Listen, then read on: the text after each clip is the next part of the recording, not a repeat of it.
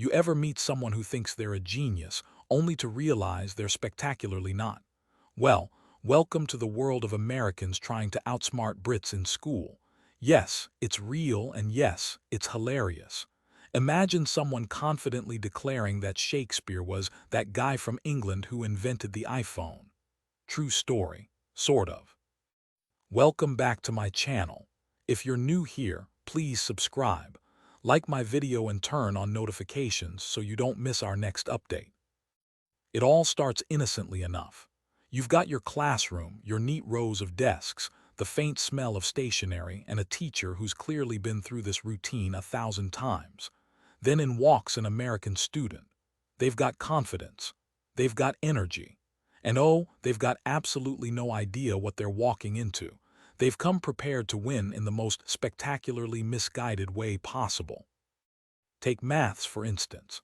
Now we Brits enjoy our sums. Fraction, check. Algebra, check. Converting milliliters to liters, child's play. But then comes Johnny from California, convinced that his way of doing things is faster, smarter, superior. He insists that 3 4 plus 2 3 equals 5 7. No, Johnny, that's not even close. The poor teacher tries to guide him gently, explaining the concept of a common denominator. Johnny nods, then proudly announces he has a better method. This method involves guessing, every single time, and somehow he ends up writing numbers that look like they came from a different dimension. His classmates stifle laughter. The teacher contemplates early retirement. History class is no better. There's a certain confidence that Americans bring to the table, a kind of "I read a Wikipedia summary once, I am now an expert" energy. So like the British Empire started in 1776, right? Asks one eager young American. The teacher blinks. The class blinks.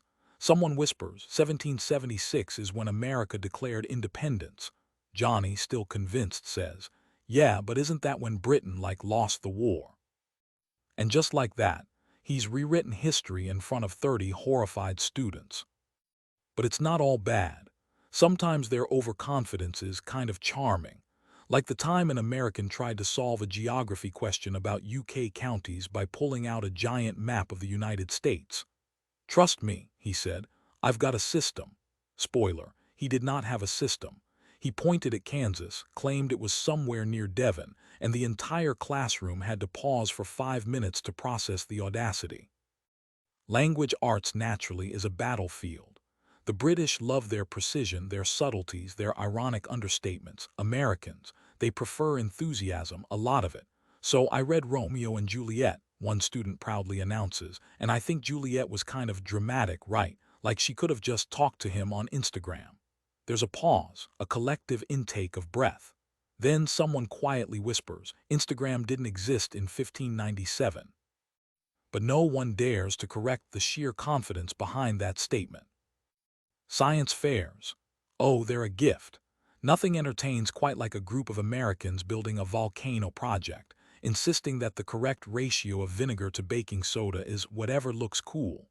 They call it experimental creativity. The British students, meticulously calculating exact chemical reactions, watch in horror as red lava, food coloring and enthusiasm, spews all over the classroom floor. The teacher sighs, grabs a mop, and secretly wonders why she agreed to teach humans at all. Even in sports, the struggle is real. Picture an American trying to play cricket for the first time. They've seen it on TV once, they think they know the rules. They swing wildly, miss the ball entirely, then argue that the rules are stupid and that the pitch is too long. Meanwhile, the Brits are whispering to each other. It's only 22 yards. But of course, the American remains confident, imagining themselves as the next cricket superstar who will revolutionize the game with American innovation. And the cultural misunderstandings. Oh, the misunderstandings. Someone once brought a peanut butter sandwich to a British school lunch and proudly declared it the superior meal. Chaos ensued. Half the students refused to eat near it. The other half were fascinated and horrified in equal measure. By the end of lunch, an entire debate had started on whether peanut butter could be considered a cuisine in the UK. Now, don't think it's all mockery. These Americans do teach us a lesson. albeit indirectly. They show what happens when confidence meets ignorance, when enthusiasm overrides preparation, and when sheer boldness can make even the most mundane classroom unforgettable. They're living proof that brilliance is not always about knowing the right answer. Sometimes it's about showing up and being unreasonably confident while everyone else quietly corrects you. Even exams are a comedy show. Multiple choice questions, true or false extended essays, Americans attack them like a game show.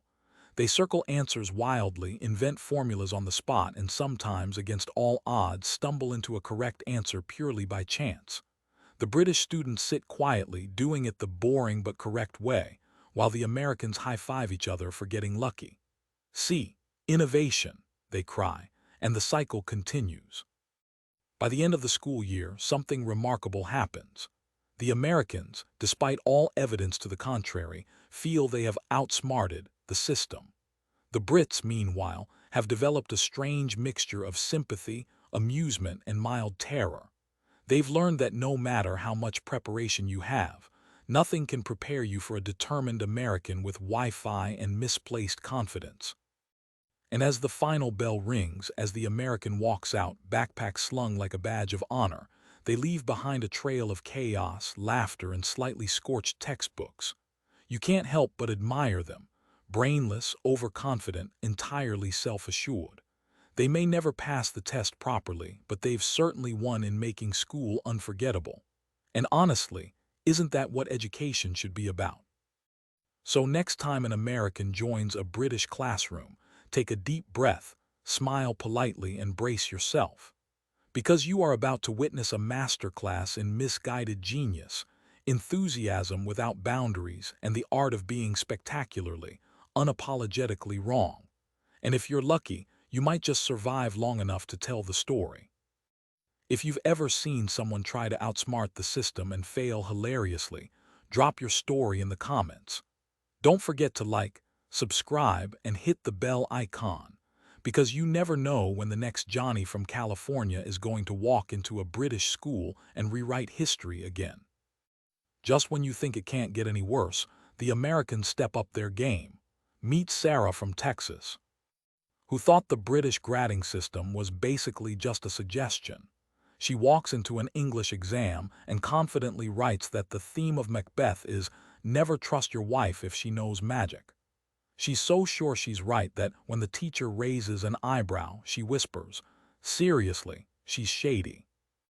Meanwhile, in geography, someone insists that London is basically New York but older and with better tea.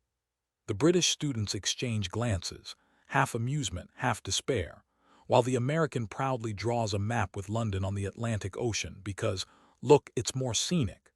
And yet somehow, through sheer audacity, they score enough marks to pass, leaving everyone wondering if confidence actually counts for something. Science class turns into a live-action disaster movie. An American duo decides to make a model of the solar system, but instead of using proper scales, they use tennis balls, oranges, and a single watermelon as the sun. They spin it wildly, creating a chaotic orbit where Mars collides with Venus, and the teacher has to stop them before the watermelon rolls into a cupboard. It's creative science, they claim. Yes, creative chaos. Even lunch breaks are a battleground. One American brings a giant jar of Nutella and attempts to trade it for chips, scones, and questionable sandwiches. Within minutes, negotiations break down into a debate over whether Nutella counts as a protein source. Spoiler alert, it doesn't. But they leave victorious anyway because sheer confidence is apparently its own reward. And yet these blunders are strangely inspiring. They remind us that learning doesn't always follow rules, that mistakes are part of the process, and that sometimes the person who laughs the loudest leaves the longest impression. By the end of the year, everyone has adapted, or at least survived.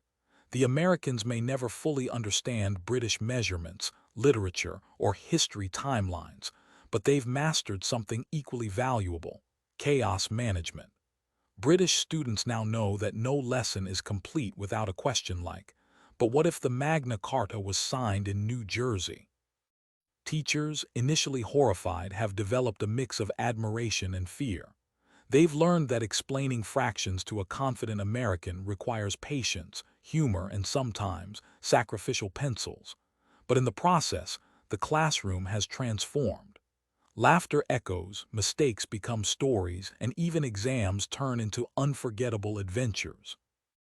And the Americans, they leave the UK with a sense of accomplishment, convinced they've taught the Brits a thing or two. They've failed spectacularly, succeeded occasionally, and entertained endlessly. They've proven that brains alone aren't necessary for legend status. Enthusiasm, confidence, and a complete disregard for reality can do the trick too. So next time you see an American in a British school, brace yourself. Because history is about to be rewritten, maths may be reimagined, and literature will never be safe again. And honestly, it wouldn't be half as fun without them. If you've ever witnessed someone confidently get everything wrong but somehow make it memorable, tell us in the comments. Like, subscribe, and hit the bell. You'll want front row seats for the next classroom catastrophe.